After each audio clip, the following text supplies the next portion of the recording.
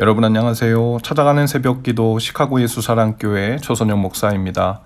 오늘도 변함없는 주님의 은혜와 평강이 저와 여러분의 삶의 종일 풍성하기를 기도합니다. 오늘 말씀은 누가복음 13장 6절에서 9절까지 말씀입니다. 제가 읽어드리지요. 예수께서는 이런 비유를 말씀하셨다. 어떤 사람이 자기 포도원에다가 무화과 나무를 한 그루 심었는데 그 나무에서 열매를 얻을까 하고 왔으나 찾지 못하였다.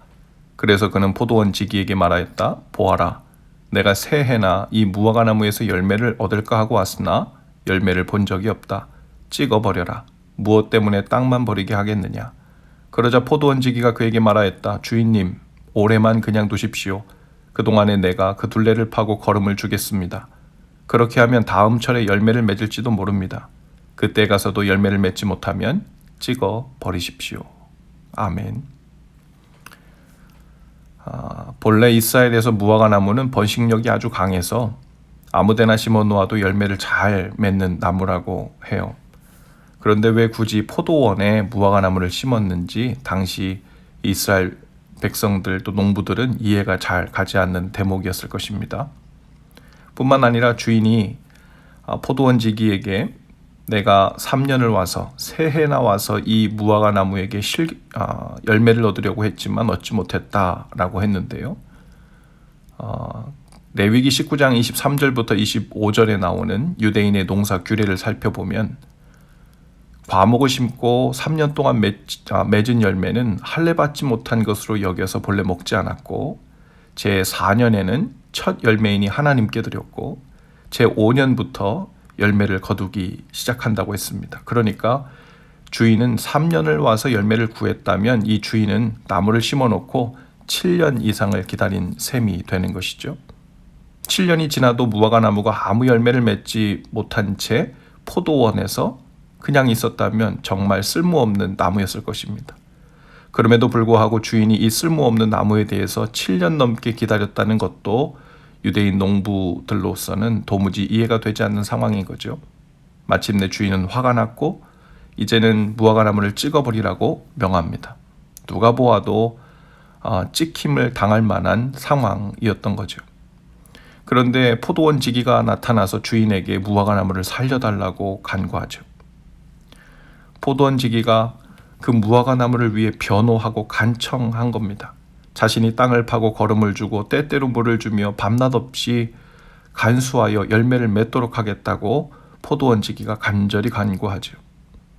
이 간구는 바로 예수님의 간구입니다. 예수님이 비유를 들어 하신 이야기이기 때문이죠. 이 비유의 이야기가 우리를 향한 예수님의 기다림, 또 사랑, 열심, 바로 그것을 보여주는 비유입니다. 도대체 쓸모없는 무화과 같은 우리를 주님께서 왜 이토록 기다리시고 대신 간청해 주시고 사랑해 주시는지 특별히 하나님의 사랑이 이사야 27장 말씀에 또한 나와 있는데요. 이사야 27장 3절 말씀에 보면 나 여호와는 포도원 지기가 되며 때때로 물을 주며 밤낮으로 간수하여 아무든지 상해하지 못하게 하리로다 라고 했어요. 포도원 지기 되시는 예수님이 오늘 우리 곁에서 우리가 무화과 나무처럼 찍힘을 당하지 않도록 해주신 거죠. 우리는 스스로 열매를 맺을 수도 없는데 열매를 맺도록 때를 따라 물을 주시고 밤낮으로 간수하여 그 구원의 길로 오도록 인도해 주신 겁니다. 이처럼 우리가 상하거나 버림을 당하지 않도록 돌봐주시기 때문에 우리가 찍힘을 당하지 않고 그 은혜로 살고 있는 것이죠. 포도원 지기가 주인에게 외친 누가복음 13장 8절 말씀 즉 주인님 금년에도 한 해만 그대로 더 두소서. 여기에서 그대로 두소서라는 말에 해당하는 헬라어가 아피에미라는 단어인데요. 그 말은 용서하소서, 사면하소서라는 의미입니다. 예수님이 십자가 위에서 당신을 조롱하는 무리들을 향하여 아버지여 저희 죄를 사하여 주옵소서라고 말씀하신 그 대목에 같은 단어 아피에미 사면하소서라고 외치셨습니다. 사면은 국가 원수의 특권으로 보통 형을 면제하고 그 사건에 대해서 재판을 청구하는 일을 소멸시키는 의미이죠. 어떤 사건이 완전히 끝이 난 것이 아니고 그 사건에 대한 책임이나 벌을 더 이상 묻지 않겠다는 것입니다. 포도원지기가 찍힘을 당할 무화과 나무에 대해 완전한 사면을 외친 것처럼 예수님께서 십자가에서 바로 당신을 대적하는 무리였던 인간들, 특별히 저와 여러분의 완전한 사면을 선포하신 것이죠. 예수님께서 오늘 이 본문 말씀 바로 앞에 이 이야기와 연관되어 바로 회개와 죄사함, 그리고 오래도록 기다리시는 그 은혜에 대해서 이야기하고 있음을 우리는 보게 됩니다. 1절에서 5절까지 말씀은 이런 내용입니다. 바로 그때 몇몇 사람이 와서 빌라도가 갈릴리 사람들에게 학살해서 그 피를 그들의 바치려던 희생제물에 섞였다는 사실을 예수께 일러드렸다. 예수께서 그들에게 대답하셨다.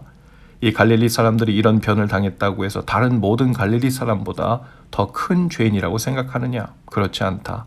너희에게도 말한다. 너희도 회개하지 않으면 모두 그렇게 망할 것이다. 또 실로암에 있는 탑이 무너져서 치여 죽은 18사람은 예루살렘에 사는 다른 모든 사람보다 더 많이 죄를 지은 사람이라고 생각하느냐? 그렇지 않다. 내가 너희에게 말한다. 너희도 회개하지 않으면 모두 그렇게 망할 것이다.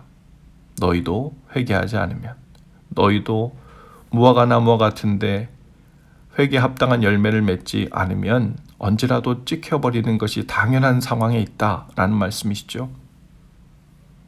마치 그들의 특별하고 가중한 죄로 그 죄의 대가로 사람들이 죽고 해를 당하는 것이 아니라 회개하지 않는 사람들, 즉 이미 오래도록 회개 열매를 기다리시는 하나님 앞에서 기한이 지나도록 회개하지 않는 것은 마치 찍어버리기에 합당할 만큼 늦어버린 무화과 나무와 같다는 말입니다. 그리고 우리의 정확한 상태가 어떠한지를 바로 오늘 비유를 통해서 우리에게 말씀하고 있는 것이죠. 누가복음 3장 7절에서 9절 말씀에 또한 이러한 말씀이 있습니다. 요한이 세례받으러 나오는 사람들에게 그렇게 말합니다. 회개에 합당한 열매를 맺고 속으로 아브라함이 우리 조상이라 말하지 말라. 내가 너희에게 이르노니 하나님이 능히 이 돌들로도 아브라함의 자손이 되게 하시리라. 이미 도끼가 나무 뿌리에 놓였으니 좋은 열매 맺지 아니하는 나무마다 찍혀 불에 던져지리라. 이미 회개 열매를 맺지 않는 나무는 곧 찍어버리려고 그 나무에 도끼를 가져다 놓은 것과 같이 그런 무화과 나무 같다는 것입니다. 이 무화과 나무의 비유는 오래 참으시는 하나님의 은혜가 아니면 우리는 살 수 없는 가여운 존재라는 사실을 말하죠. 또 주인의 오래 참음과 포도원지기의 간청 때문에 우리가 놀라운 은혜와 영원한 생명을 누릴 수 있음을 이야기하고 있습니다. 포도원지기 되시는 예수님이 때때로 물을 주시고 밤낮으로 간수하여 아무도 우리를 상하게 하지 못하게 하시는 놀라와 은혜 속에서 우리가 오늘도 살고 있는 것이죠. 구원받은 성도는 포도원지기인 예수님의 은혜로 생명의 열매를 맺은 무화과 나무임을 고백하는 자들입니다. 오늘도 그 놀라운 은혜를 기억하면서 허락하신 은혜와 생명을 감사히 여기고 주님 앞에서 오직 그 은혜로 살고 있는 무화과 나무임을 기억하며 주께로 돌이킨 자, 즉 회개에 합당한 열매를 맺으며 사는 저와 여러분 다 되실 수 있기를 주님의 이름으로 축복합니다. 기도합시다. 주님, 오직 주님의 간천과 하나님의 오래 참으심으로 그 은혜로 오늘 시작합니다.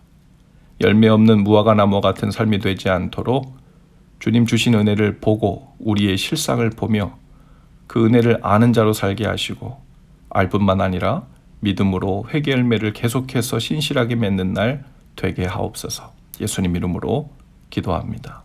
아멘. 여러분 오늘도 예수 사랑으로 화이팅입니다. 내일 아침에 다시 찾아뵙지요.